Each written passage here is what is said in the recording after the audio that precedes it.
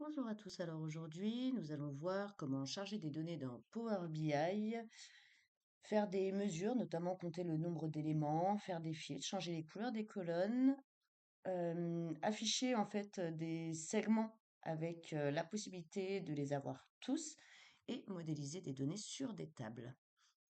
Je vais commencer par charger mes bases, donc je vais aller les chercher directement dans mon SharePoint. Je vais avoir une base qui va être un dossier.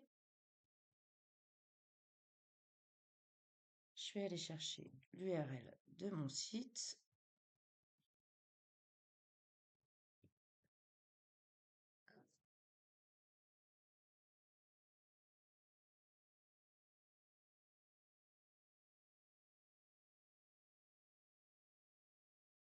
Là, j'arrive dans Power Query, transformer les données.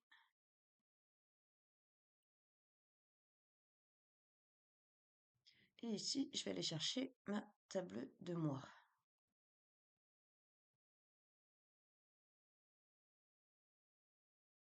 Parfait.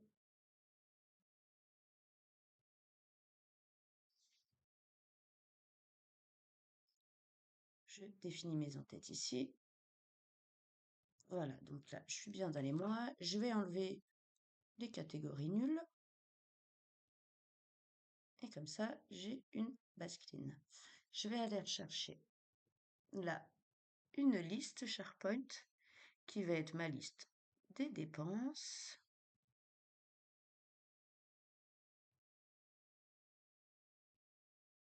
La même URL.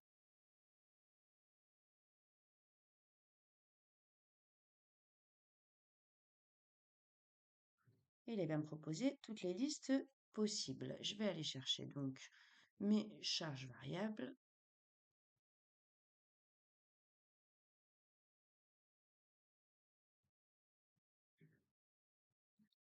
Là, l'astuce, c'est de supprimer les autres colonnes et ensuite ici, de venir sélectionner uniquement celles qui m'intéressent.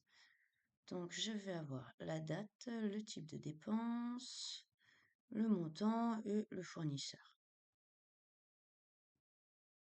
Parfait, je remets mes données en ordre. Donc là, j'ai bien une date. Ici, je fonctionne en devise. Et mon fournisseur, c'est du texte. Donc, j'ai bien mes deux bases, mais elles ne vont pas coïncider. Ce qu'il faut, c'est que je récupère en fait le nombre de mois, le nombre du mois. Donc ici, je fais date, ajouter une colonne, date, mois et mois. Parfait. Donc là, je vais pouvoir par la suite lier mes tables.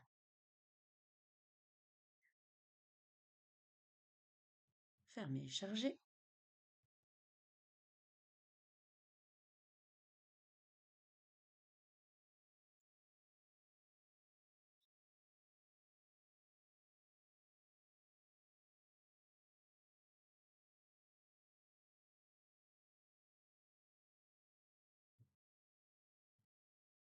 Je vais ensuite ici aller dans Vue de modèle et lier ma table mois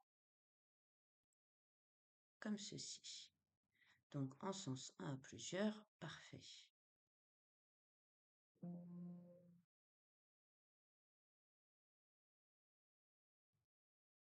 Je reviens sur l'affichage du rapport en sachant que ici, en fait, je vais retrouver donc toutes mes tables. Et je vais créer dans un premier temps un tableau très simple qui va définir ma date, mon type de dépense et mon montant TTC. Donc là, je vais retrouver tout ce que j'ai saisi. Je vais ajouter ici un segment.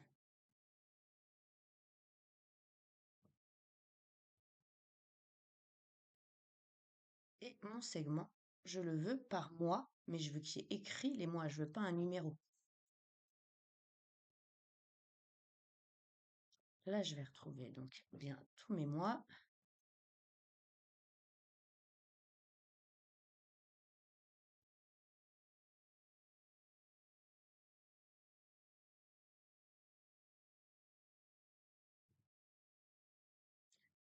qu'il puisse être dans l'ordre, je vais trier la colonne en fonction du mois M, parce que ça va trier en fait sur les numéros.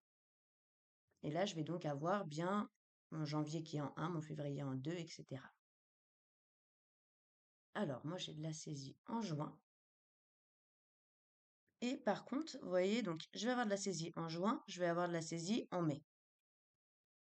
Ce que je ne veux, enfin, là, si je veux avoir toute l'année, il faut que je fasse ici, dans Mettre en forme votre visuel, paramètres du segment,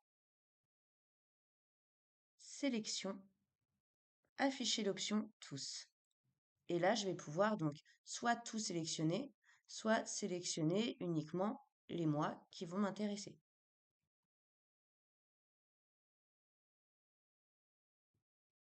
Si je veux en sélectionner plusieurs, il faut que j'appuie sur la touche CTRL et j'ai la possibilité donc de sélectionner les mois qui m'intéressent. Ensuite, mettons que je ne veux pas ce format-là. Je veux un graphique en camembert avec mes types de dépenses et mes montants affiliés.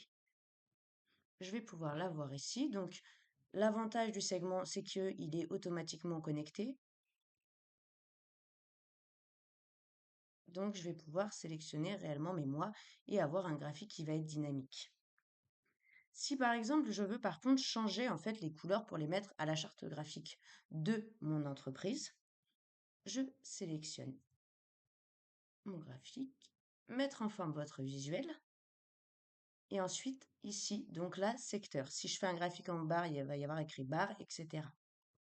Et je vais retrouver donc toutes mes couleurs que je vais pouvoir modifier pour les mettre réellement à la couleur que je souhaite, en sachant que vous avez la possibilité, une fois que vous avez votre charte graphique, de définir vos couleurs automatiquement ici. Donc je vais pouvoir ici donc tout modifier. Ensuite, mettons que je veux isoler une certaine typologie en fait de dépenses ou de fournisseurs. Si parmi mes fournisseurs, je veux en enlever, je sélectionne et je fais ici filtrer soit dans cette page, filtrer dans toutes les pages ou filtrer réellement uniquement pour ce visuel. Donc là, je vais filtrer dans cette page et enlever mon fournisseur. Je vais les sélectionner tous. Je veux pas de vide et je veux pas Amazon. Là, j'ai la possibilité de le faire en fait vraiment juste ici. Maintenant, mettons que donc, par contre, ça prend sur toute la feuille, hein. Il faut être sûr, quoi. Maintenant, mettons que je veux créer une mesure pour compter réellement le nombre de dépenses que j'ai pu faire. Je vais faire ici une nouvelle mesure, le nombre de dépenses distinctes. Hop, de dépenses distinctes égale compte. Et là, je vais avoir distinct compte et je vais pouvoir sélectionner en fait réellement.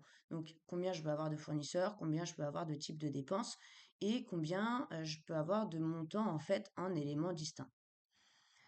Donc, je vais filtrer mon montant de TTC. Hop. Ma mesure apparaît ici. Elle est reconnaissable avec une petite calculette. Je vais sélectionner une carte et mettre directement.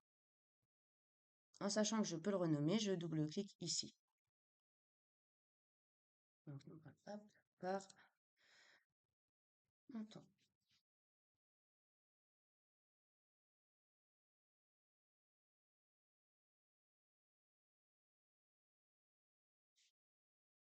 C'est terminé pour cette vidéo. Je vous remercie.